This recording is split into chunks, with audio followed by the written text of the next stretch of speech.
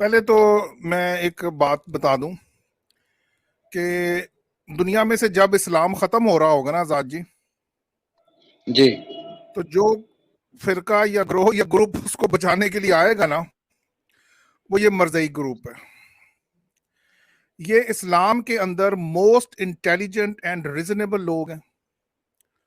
They are well organized, اور اتنا فائدہ یہ مولوی اسلام کو نہیں پہنچا سکتے یا پہنچایا جتنا ہماری یہ مرزئی برادری نے.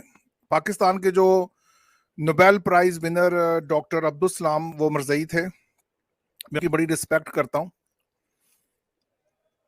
مسئلہ یہ ہے کہ اتنے یہ انٹیلیجنٹ لوگ ہیں کہ انہوں نے قرآن سے ایگزیکٹ وہ سارا کچھ نکال لیا ہوا ہے کہ جس سے واقعی اگر یہ پاکستان کی حکومت میں آ جائیں تو میں علن اعلان کہتا ہوں کہ یہ پاکستان کو ایک سپر پاور بنا سکتے ہیں اسلام کے اوپر لے کر چلتے ہوئے. جی ڈاکٹر صاحب، شارٹ میں بس اتنا ہی کہوں گا کہ احمدیہ جو لوگ ہیں جن کو میں نے آج تک دیکھا ہوں، چاہے پھر وہ یو کے میں ہو، چاہے ملیشیا میں ہو، کہیں بھی ہو، احمدیہ میری نظر سے، میرے تھاٹ ہے، غلط بھی ہو سکتے، کہ میں نے احمدیوں کو ایسا مسلمان دیکھا ہوں جو ریفارم ہوئے ہے، لیکن میں نہیں سمجھتا کہ یہ اسلام کو ریفارم کرنے میں کامیاب ہو گئے، کیونکہ سارے مسلمانوں نے ان کو کافر کہا ہے ان کے ریفارم ہونے کی وجہ سے.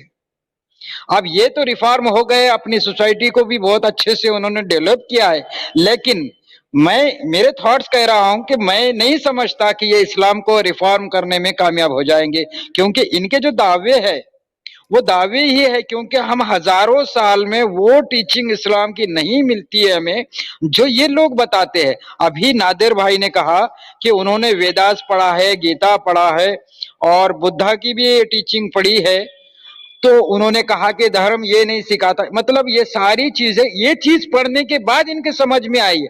اگر یہ قرآن اور حدیث ہی پڑھتے تو میں نہیں سمجھتا کہ انہیں یہ بات کہتے ہیں کہ جی. دیکھیں میری اور تو بات میری آپ سمجھ یہ، کیونکہ میں نے بھی میں نے بھی، آپ نے کہا وہ دھول کھائی، وہ دھول نہیں کھائی بھائی، ایکٹیو تھے. اسلامک لوگ، عرب سے جو اسلام نکلا ہے، اسلامک لوگ جو ہے وہ ایکٹیو تھے، ایکٹیو رہے، اور آج بھی ایکٹیو ہے. انہوں نے کتاب کو پیچھے نہیں پھینکا ہے. اس عربی جاننے والے، عربی گرامر جاننے والے بھی آگے ہیں سامنے. آپ جو چیز بتاتے ہیں وہ گیتا میں تو مل سکتی ہے، ویداس میں تو مل سکتی ہے، لیکن قرآن میں کھینچ تان کر لانا پڑے گی آپ کو، یہ کوشش تو کرنا پڑے گی. اس میں آزاد بھائی دیکھیں میری بات سنیں، میں کوئی خدا نخواستہ یہاں پر ہیٹ سپیچ نہیں کروں گا، اور نہ ہماری یہ گرومنگ ہے، نہ ہماری یہ ٹیچنگز ہیں. ہندو بھی ہمارے بھائی ہیں، اور اسلام ہمیں ہرگز یہ حکم نہیں دیتا کہ اگر ہمارا کسی مذہب سے اختلاف ہے، کسی قوم سے، فرقے سے اختلاف ہے، تو تقوی سے ہٹ کر ایک دوسری راہ اپناتے ہوئے کوئی بندہ حق سے ہٹ کر بات کرے.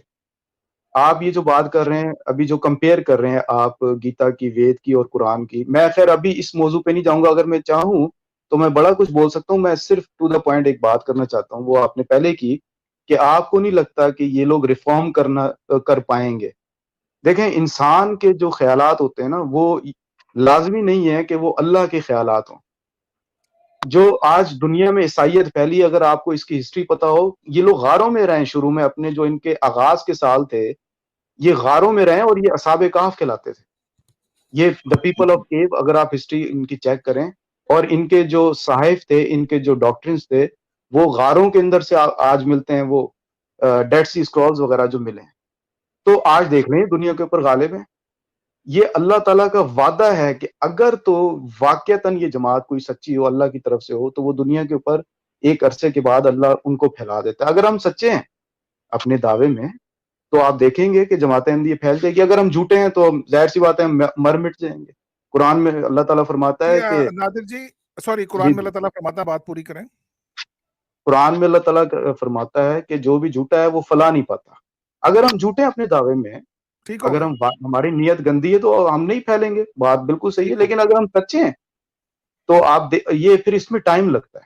جس طرح عیسائیت میں ٹائم لگا ہے نا، 300 سال کے بعد جا کر کانسٹنٹائن کا جو بادشاہ تھا وہ عیسائی ہوا ہے، اور دنیا کے اوپر عیسائیت پھیلی. اس سے پہلے وہ مظلوم تھے، وہ پرسیکیوشن کا سامنا کر رہے تھے یہودیوں سے. جی नादिर जी, आजाद जी, देखें, मैं जो इन मरज़ई बरादरी के बारे में बात कर रहा हूँ, जो भी कह लें, यहूदी कोई दर्जनों के हिसाब से नोबेल प्राइज विनर है, और अगर आप उनको देखें, उन्होंने मजहब नहीं छोड़ा, वो कट्टर है अपने मजहब के ऊपर।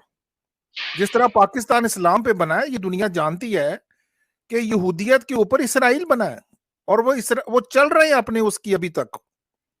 आप इसराइल का कोई यहूदी उठा लें, वो साइंटिफिकली भी बड़ा एडवांस है, लेकिन अपने मजहब के ऊपर भी पक्का होता है। हमारे इस्लाम के जो यहूदी हैं, माइंड ना कीजिएगा नादिर भाई, मैं तारीफ ही कर रहा हूं, वो ये मरज़ई हैं, और इनको जो काफिर करार दिया गया, ये एक प्लान साजिश थी CIA की, कि अगर ये लोग कभी काबज हो गए इस्लाम पाकिस्तान पे, तो ये पाकिस्तान को एक इसराइल की ऑपोजिशन के अंदर बड़ा स्ट्रॉन्ग कंट्री बना देंगे। मैं एक छोटी सी कोट करना चाहता हूँ मरज़ई बरादरी के जो खलीफा हैं, कि जो ईद उल ज़ुहा आती है बकरों की बड़ी ईद पे, तो लंदन में उनका इज्तिमा हो रहा था, बहुत सी दुनिया आई हुई थी, मरज़ई सारे इकट्ठे थे वहां पे, मस्जिद में इज्तिमा हो रहा था। तो जो पहली आयत उन्होंने कुरान की पढ़ी सलाम करने के बाद, वो कौन सी आयत थी? कि अल्लाह फरमा रहा है कि मुझ तक तुम्हारे इन जानवरों का ना गोश्त पहुंचता है ना खून, जो चीज पहुंचती है वो तकवा है। तो ये बड़े रेवोल्यूशनरी लोग हैं जाजी, इनसे बच के रहना है आपने।